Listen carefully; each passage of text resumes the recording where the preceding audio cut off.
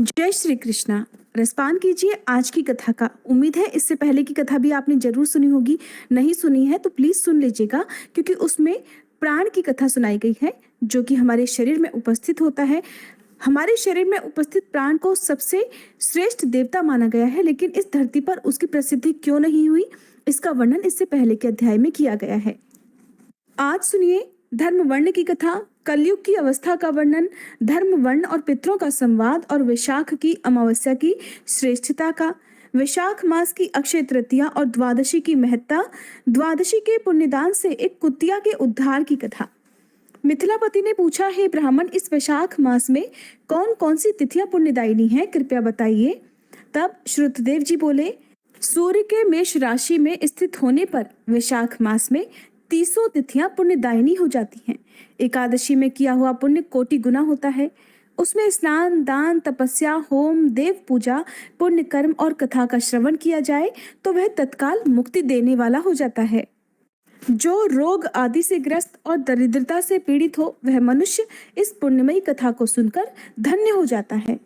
वैशाख मास मन से सेवन करने योग्य है, क्योंकि वह समय उत्तम गुणों से युक्त है। दरिद्र, धनाढ्य, पंगु, अंधा, नपुंसक, विधवा, साधारण स्त्री, पुरुष, बालक, युवा, वृद्ध तथा रोग से पीड़ित मनुष्य ही क्यों न हो, वैशाख मास का धर्म सभी के लिए अत्यंत सुख देने वाला है। परम पुण्यमय वैशाख मास में जब सूर्य मेष राशि में स्थित हो, तब पाप नाशिनी अमावस्या कोटि गया के समान फल देने वाली हो जाती है। राजन, जब धरती पर राजर्षि सावर्णी का शासन था, उस समय 30वें कलयुग के अंत में सभी धर्मों का लोप हो चुका था। उसी समय अनर्थ देश में धर्मवर्ण नाम से विख्यात एक ब्राह्मण थे। मुनिवर धर्मवर्ण ने उस कलयुग में ही किसी समय महात्मा मुनियों के सत्रयाग में सम्मिलित होने के लिए पुष्कर क्षेत्र की यात्रा की। वहां कुछ व्रतधारी महर्षियों ने कलयुग की प्रशंसा करते हुए इस प्रकार कहा कि सतयुग में भगवान विष्णु को संतुष्ट करने वाला जो पुण्य 1 वर्ष में साध्य है, वही त्रेता में 1 मास में और द्वापर में 15 दिनों में साध्य होता है। किंतु कलयुग में भगवान विष्णु का स्मरण कर लेने मात्र से ही उससे कहीं 10 गुना पुण्य प्राप्त हो जाता है। कलयुग में बहुत थोड़ा सा पुण्य भी कोटि गुना होता है। जो एक बार भी भगवान का नाम लेकर दया दान करता है, दुर्भिक्ष में अर्थात अकाल में अन्न देता है, वह निश्चय ही ऊर्ध्वलोक में गमन करता है। यह सुनकर देवर्षि नारद हंसते हुए उन्मत्त के समान नृत्य करने लगे। सभासदों ने पूछा, नारद जी क्या बात है? तब बुद्धिमान नारद जी ने हंसते हुए उन सभी को उत्तर दिया, नारायण नारायण, आप लोगों का कहना सत्य है। इसमें संदेह नहीं कि कलयुग में स्वल्प कर्म से भी महान पुण्य का साधन किया जाता है, और क्लेशों का नाश करने वाले भगवान केशव स्मरण मात्र से ही प्रसन्न हो जाते हैं। फिर भी मैं आप लोगों से ये कहता हूँ कि कलयुग में ये 2 बातें दुर्घट है, शिष्णेंद्रिय का निग्रह और जिह्वा को वश में रखना। ये दोनों कार्य जो भी सिद्ध कर ले वही नारायण स्वरूप है, इसलिए कलयुग में आपको यहाँ नहीं ठहरना चाहिए। नारद जी की बात सुनकर उत्तम व्रत का पालन करने वाले महर्षि सहसा यज्ञ को समाप्त करके सुखपूर्वक चले गए। धर्मवर्ण ने भी वह बात सुनकर भूलोक को त्याग देने का विचार किया। उन्होंने ब्रह्मचर्य व्रत धारण करके दंड और कमंडल हाथ में लिया और जटावल्कलधारी होकर वे कलयुग के अनाचारी पुरुषों को देखने के लिए घर छोड़कर चल दिए। उनके मन में बड़ा विस्मय हो रहा था। उन्होंने देखा प्रायः मनुष्य पापाचार में प्रवृत्त होकर बड़े भयंकर और दुष्ट हो गए हैं। ब्राह्मण पाखंडी हो गए हैं, शूद्र संन्यास धारण करते हैं, पत्नी अपने पति से द्वेष रखती है, शिष्य गुरु से वैर करता है, सेवक स्वामी के और पुत्र पिता के घात में लगा हुआ है। ब्राह्मण शूद्रवत और गौएं बकरियों के समान हो गई हैं। वेदों में केवल गाथा की ही प्रधानता रह गई है। शुभ कर्म साधारण लौकिक कृत्यों के समान ही रह गए हैं। इनके प्रति किसी की भी महत्व बुद्धि नहीं है। भूत प्रेत और पिशाच आदि की उपासना चल पड़ी है। सभी लोग मैथुन में आ सकते हैं और उसके लिए अपने प्राण भी खो बैठते हैं। सब लोग झूठी गवाही देते हैं। मन में सदा छल और कपट भरा रहता है। कलयुग में सदा लोगों के मन में कुछ और, वाणी में कुछ और कर्मों में कुछ और ही देखा जाता है। सबकी विद्या किसी न किसी स्वार्थ को लेकर ही होती है और केवल राजभवन में ही उसका आदर होता है। संगीत आदि कलात्मक विद्याएं भी राजाओं को प्रिय हैं। कलयुग में अधर्म मनुष्य पूजे जाते हैं और श्रेष्ठ पुरुषों की अवहेलना होती है। कलयुग में वेदों के विद्वान ब्राह्मण दरिद्र होते हैं। लोगों में प्रायः भगवान की भक्ति नहीं होती। पुण्य क्षेत्र में पाखंड अधिक बढ़ जाता है। शूद्र लोग जटाधारी तपस्वी बनकर धर्म की व्याख्या करते हैं। सभी मनुष्य अल्पायु, दयाहीन और शठ होते हैं।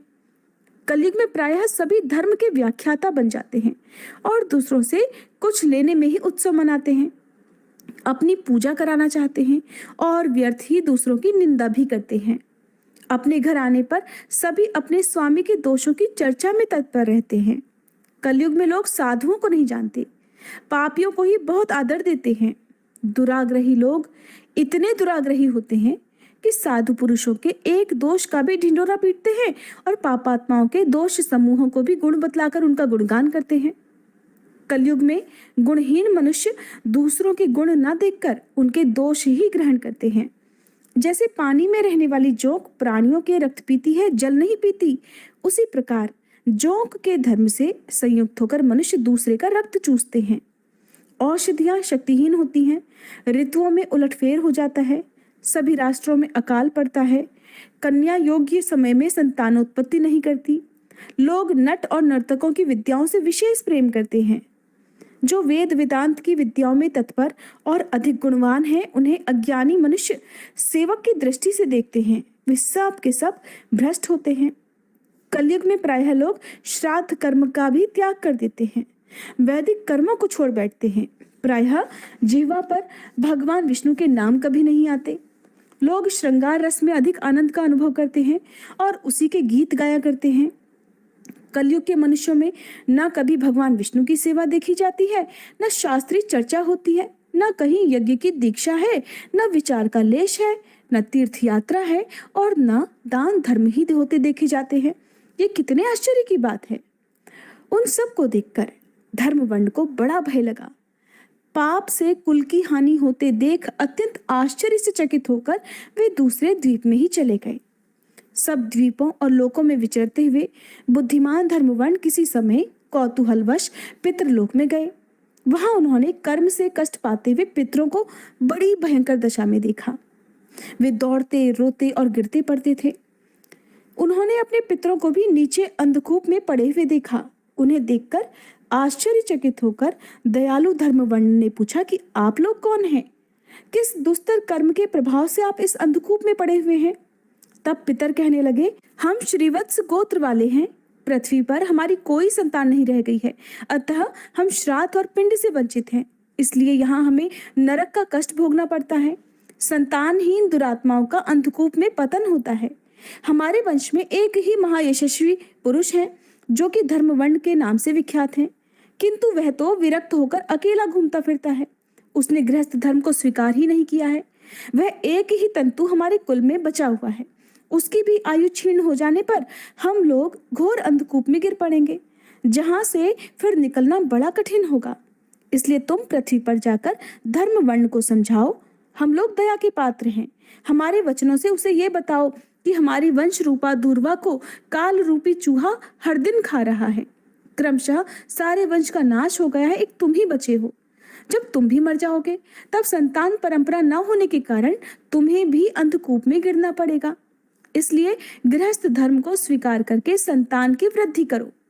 इससे हमारी और तुम्हारी दोनों की ऊर्ध्व गति होगी। अगर एक भी पुत्र वैशाख, माघ या कार्तिक मास में हमारे उद्देश्य से स्नान, श्राद्ध और दान करेगा तो उससे हम लोगों की ऊर्ध्व गति होगी और इस नरक से उद्धार भी हो जाएगा। अगर एक पुत्र भी भगवान विष्णु का भक्त हो जाए, एक भी एकादशी का व्रत रखने लगे, या यदि एक भी भगवान विष्णु की पाप नाशक कथा सुन ले, तो उसकी 100 बीती हुई पीढ़ियों का और 100 आने वाली पीढ़ियों का उद्धार हो जाता है। वे पीढ़ियां पाप से ढकी होने पर भी नरक का दर्शन नहीं करती। दया और धर्म से रहित उन बहुत से पुत्रों के जन्म से क्या लाभ जो कुल में उत्पन्न होकर सर्वव्यापी भगवान नारायण की पूजा नहीं करते। इस प्रकार प्रिय वचनों द्वारा धर्मवंड को समझाकर तुम उसे विरक्तिपूर्ण ब्रह्मचर्य आश्रम से गृहस्थ आश्रम में प्रवेश करने की सलाह दो। पितरों की यह बात सुनकर धर्मवर्ण बड़ा आश्चर्यचकित हुआ और हाथ जोड़कर बोला कि मैं ही धर्मवर्ण नाम से विख्यात आपके वंश का दुराग्रही बालक हूँ। यज्ञ में महात्मा नारद जी का ये वचन सुनकर कि कलयुग में प्रायः कोई भी रसनेन्द्रिय और शिश्नेन्द्रिय को दृढ़ता पूर्वक संयम में नहीं रखता, मैं दुर्जनों की संगति से भयभीत होकर अब तक दूसरे दूसरे द्वीपों में ही घूमता रहा। इस कलयुग के 3 चरण बीत गए, अंतिम चरण में भी 3.5 भाग बीत चुके हैं। मेरा तो जन्म ही व्यर्थ बीता है, क्योंकि जिस कुल में मैंने जन्म लिया उसमें माता पिता के ऋण को भी मैंने नहीं चुकाया। पृथ्वी के भारभूत उस शत्रु तुल्य पुत्र के उत्पन्न होने से क्या लाभ जो पैदा होकर भगवान विष्णु और देवताओं की तथा पितरों की पूजा ना करे। मैं आप लोगों की आज्ञा का पालन करूंगा। बताइए, पृथ्वी पर किस प्रकार मुझे कलयुग से और संसार से भी बाधा प्राप्त नहीं होगी। धर्मवर्ण की बात सुनकर पितरों के मन को कुछ आश्वासन मिला। फिर वे बोले, बेटा तुम गृहस्थ आश्रम स्वीकार करके संतानोत्पत्ति के द्वारा हमारा उद्धार करो।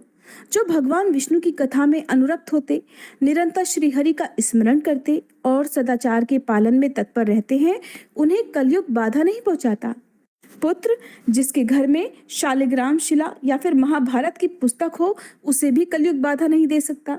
जो वैशाख मास के धर्मों का पालन करता, माघ स्नान में तत्पर होता और कार्तिक मास में दीप दान करता है, उसे भी कलयुग की बाधा प्राप्त नहीं होती।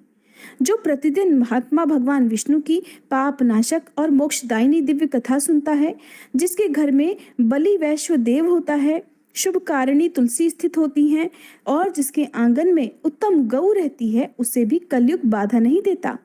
इसलिए इस पापात्मक युग में भी तुम्हें कोई भय नहीं है। बेटा शीघ्र पृथ्वी पर जाओ। इस समय वैशाख मास चल रहा है। ये सभी का उपकार करने वाला मास है। सूर्य के मेष राशि में स्थित होने पर 30 तिथियां पुण्यदायिनी मानी गई हैं। एक एक तिथि में किया हुआ पुण्य कोटि कोटि गुना अधिक होता है। उनमें भी जो वैशाख की अमावस्या तिथि है, वह मनुष्यों को मोक्ष देने वाली है। देवताओं और पितरों को वह बहुत प्रिय है, शीघ्र ही मोक्ष की प्राप्ति कराने वाली है। जो उस दिन पितरों के उद्देश्य से श्राद्ध करते हैं और जल से भरा हुआ घड़ा और पिंड देते हैं, उन्हें अक्षय फल की प्राप्ति होती है।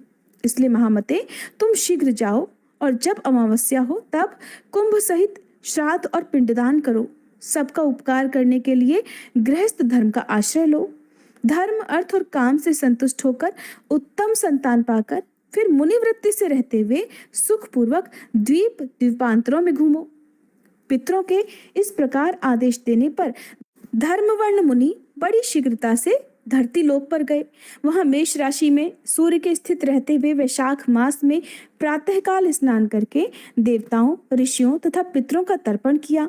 फिर कुंभ दान सहित पाप विनाशक श्राद्ध करके उसके द्वारा पितरों को पुनरावृत्ति रहित मुक्ति प्रदान की। इसके बाद उन्होंने स्वयं विवाह करके उत्तम संतान को जन्म दिया और लोक में उस पाप नाशिनी अमावस्या तिथि को प्रसिद्ध किया।